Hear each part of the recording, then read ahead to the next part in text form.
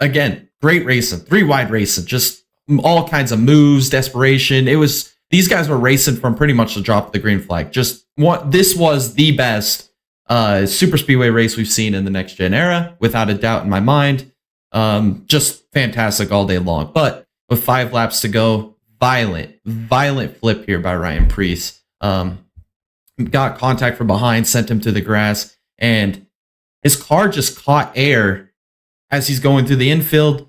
And I mean, violence, right? I mean, I've watched this wreck back so many times, and I just can't understand the geometry, the physics of this wreck.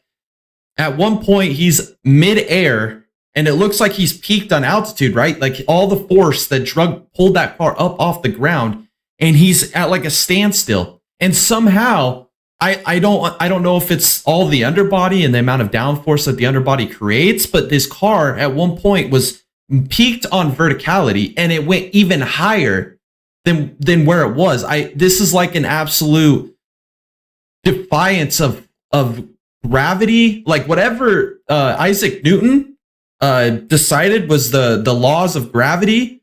This wreck just changed that. This was physics unexplainable, right? And went airborne, did like 3-4 flips in mid-air before he ever came back, made contact with the ground. This was just the absolute craziest flip I've ever seen. People are saying, oh, it reminds me of a Rusty Wallace flip. I said it live on stream right when it happened. I was like, that's worse than Steve Park, because we've seen Steve Park when he flipped at Pocono. That one was very violent because of the way the car went up like this and just kind of rotated vertical. And it was just weird crash. But I think this one was worse than any other flip we've ever seen in NASCAR history. Defied physics, defied the laws of motion and gravity.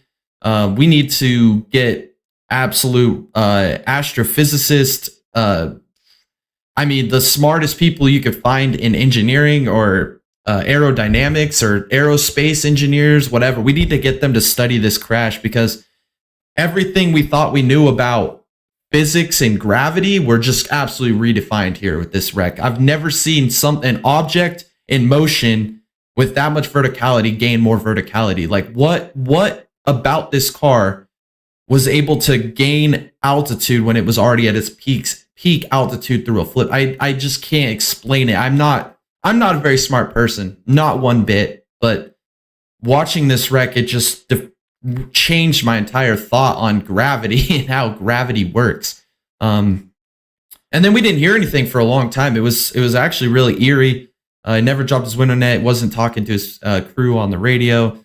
He got out of the car, fortunate, looked dazed. They took him to the medical center. He spent the night there, was released, and then he tweeted saying, if you're going to be a race car driver, you got to be tough. So it was good that he walked out of that. We haven't heard any updates whether he's racing this weekend or not. Hopefully we hear something soon. But just absolute crazy moment in this race.